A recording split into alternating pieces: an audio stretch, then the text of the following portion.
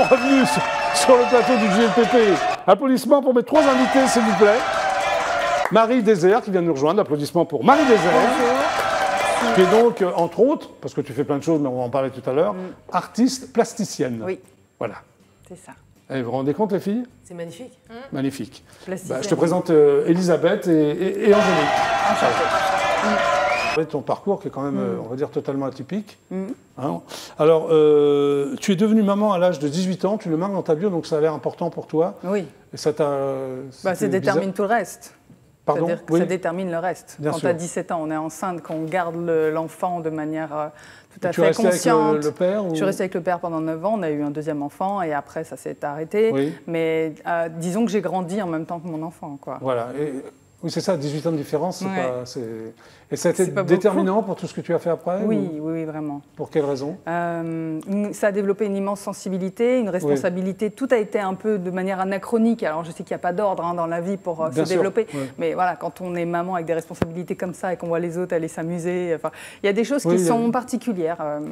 Alors, tu fais de ta vie ton matériau de création principal, c'est-à-dire? C'est-à-dire que en fait, j'ai du mal à séparer les choses, c'est-à-dire à me dire il y a le travail, il y a pour moi tout est mêlé et tout est prétexte à création. Et ma vie, j'essaye de toujours la faire avancer, comme je vois mes sœurs. Dès qu'il y a un souci, en fait, il y a une sororité entre femmes, bien sûr, une solidarité. Bien sûr. Et quand on est face à un problème, un écueil, un traumatisme, on crée avec, on le dépasse, on le modèle et voilà. Tu es plasticienne depuis 19 ans. Oui. Alors c'est une passion, comment c'est venu? En fait, je dirais même que c'est de naissance, mais j'ai pris conscience que c'était pas tout le monde, et donc j'ai voulu en faire une profession. Tu construis ton parcours au gré de tes intuitions, de tes désirs, donc tu es très instinctive ou comment ça se passe? Oui, je suis très instinctive, extrêmement sensible, donc c'est ça les deux revers, quoi. Donc justement, tu le disais, donc, tu utilises quand même la peinture, le dessin, les mots, la photo et la vidéo au smartphone. C'est quoi? J'ai pas des outils hyper sophistiqués, c'est mon téléphone portable que je sors et qui me permet de capter des moments... Voilà. La vidéo-projection live, ça on comprend, et la création textile, c'est-à-dire? J'ai fait des kimonos écologiques oui, tu à partir de mes peintures. Oui. J'ai fait ça. Tu as mêlé les disciplines artistiques, musique, danse, lecture, performance. Comment tu arrives à mêler tout ça? En fait, j'invite des gens quand je fais des expositions. Donc j'ai invité Macha Garibian, qui est compositrice, chanteuse. J'ai invité des écrivains, des danseurs. Et je trouve que c'est magnifique quand ça se rencontre. Très enrichissant. Tu as une licence en communication visuelle. Oui. Donc ça, c'est pour la publicité. C'est ça, c'est le mot un peu ronflant pour dire... Oui, c'est ça. Comment on met en image un concept. D'accord. Tu as une formation aussi à l'art-thérapie. Qu'est-ce que l'art-thérapie? Je trouve que c'est deux mots qui ne vont pas tellement ensemble, mais en fait, c'est quand Elisabeth parle du bienfait avec le son, ça fait partie de ça. En fait, l'art-thérapie, c'était davantage de ma partie plastique, donc comment, à partir de dessins, de matériaux comme le pastel gras, etc., on peut réussir à créer du lien avec les autres et se sentir mieux. En fait, on dialogue par un tiers. Donc, tu as un Master 2, métier de l'éducation. De l'enseignement et de la formation. Oui, c'est quoi ça? En fait, c'est pour être prof d'art plastique. Donc il fallait passer par... avoir le master plus le CAPES.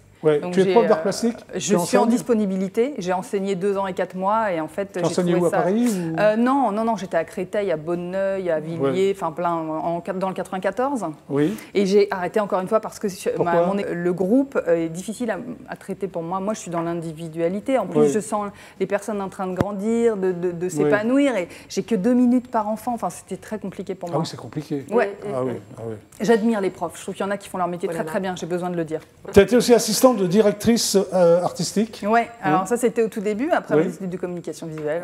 Animatrice et créatrice d'ateliers d'art plastique pour les enfants. Oui, ça pendant longtemps, pendant 6 ans. Intéressant ça, non? Oui, c'était très intéressant. Et les enfants, ils sont assez souples? Ils sont super. Ils sont pleins d'idées, ils sont pas encore formatés. Alors j'ai pas travaillé avec des enfants d'aujourd'hui, c'est-à-dire ceux qui ont déjà la tête dans les écrans, ça je connais pas. Mais j'ai des amis qui sont profs qui m'ont dit qu'il manque de plus en plus d'imagination, malheureusement. Alors, suite au confinement, tu intègres un Master 2, c'est ça? En alternance. Alors ça, c'est en prospective, innovation, alors au CNAM de Nantes. C'est Centre national des arts et métiers. À Nantes. Pourquoi Nantes? Olivier de Serre. Nantes. Parce que c'est celui qui fait en alternance. Il y a le même à Paris. Tu l'as pas encore fait, tu vas le faire. Ça commence en novembre. Ça consiste en quoi? Alors en fait, c'est accompagner au changement les entreprises, les associations, les structures. Donc c'est avec les équipes, c'est collaboratif. Moi, j'arrive pas comme le Messi avec tout. C'est quoi ça? Ça, c'est des créations que je fais en peinture. Voilà. Super. C'est bien. Donc, je m'inspire de cinéma. La première qu'on a vue, c'était une photo où je fais mon yoga. Voilà. Celle-ci qui est très, très grande. Tu as la tête à l'envers, là? Ouais. Et j'aime bien faire décliner en fait un médium, dessin, photo, peinture. Ça, voilà, ça par exemple, c'est une photo que j'ai prise, que j'ai déclinée après en dessin et en peinture. J'appelle ça danse de cuisine parce que. Et ça, c'est quoi? Ça, c'est la même, mais faite au stylo et à la peinture. Voilà. Eh bien, bravo. Voilà. C'était bien qu'il y avait des peintures, je me souviens, quand tu étais venu à l'émission. Hein, ouais. Alors demain, parce qu'on va parler de demain quand même. Oui. Hein, donc c'est la nuit blanche, donc tu vas projeter des créations visuelles, c'est ça, animées manuellement en direct. C'est ça. À 19h30 au 59 Rivoli. C'est quoi 59 Rivoli? C'est un ancien squat qui maintenant depuis 10 ans est repris par la mairie de Paris. Non, parce que moi je suis arrivée après le. Alors c'est en direct, tu vas projeter des créations visuelles. Ouais. Bah, ça veut dire qu'en fait, j'ai une caméra qui me... Ouais, c'est sur le fil. J'aime bien le côté live, le côté improvisation, ça me plaît beaucoup. Alors. Donc il y a une caméra qui est au-dessus de moi. Oui. Et j'ai des peintures déjà réalisées auparavant, j'ai des pochoirs que je fais avec des couches en fait, et je les bouge, et le fait que ce soit amplifié à l'écran, ça donne des choses étonnantes, voilà. Et on me voit faire en direct, et là ce qu'on voit à l'écran en fait, c'est donc là ce sont des jeux de mots. Donc j'ai peint au préalable des mots et j'ajoute ou j'enlève des parties et je fais évoluer. Regardez. C'est génial, ça. C'est ce que tu vas faire demain, ça. Ouais, ça c'est une partie de ce que je vais faire. Et il y aura aussi un artiste à côté qui va mixer, donc je vais aussi m'inspirer de la musique qui m'aide, le rythme m'aide à créer aussi. Trop bien. C'est à partir de quelle heure? C'est à partir de 19h30. Tu veux y aller? Mais alors comment tu fais ça? Regarde, Et ça en fait, ce sont des lettres que j'ai peintes avant. Et je bouge des parties en direct, quoi, pour créer des mots. T'as pas intérêt à te planter? Ça s'est déjà arrivé de te planter comme ça? Oui, bien sûr. Bah, c'est pas grave, tu recommences? Non, c'est pas grave, pas grave. En fait, moi, je suis pour se planter. C'est comme ça qu'on apprend. Donc demain, tu vas te planter, quoi. Bah, non, je vais faire en sorte de ne pas me planter. Mais en fait, on ne voit pas forcément qu'on s'est planté. Ah, c'est génial, ça, regarde, c'est quoi? Justement, c'est moi en train de le faire. C'était. Ah oui, c'est toi. Ouais, ça c'est moi. C'était au théâtre de l'Agora à Évry. Donc on voit comment je fais. Voilà, je bouge les papiers. Et les mots ont une importance pour toi ou tu écris n'importe quel mot? Ah non, j'écris pas n'importe quel mot. Les mots parce que là, j'en vois là, des. Hein c'est rêver, puis je termine par crever, c'est pas très positif. Mais... Crever, bah ouais. Voilà, vidéo production presse. D'accord. Alors, les thèmes abordés, j'ai retenu les thèmes abordés. C'est donc la féminité. Pourquoi? Ça te paraît. La femme, c'est l'avenir. Voilà. La liberté. La liberté. Je ne sais pas pourquoi. La nature. Voilà. Et la perception. La perception. Le rêve, la poésie, le corps. Le corps. Ce qui nous permet d'interagir avec notre environnement, avec les autres, ce qui porte notre âme. Voilà. Merci les filles d'avoir participé au GLPP. Merci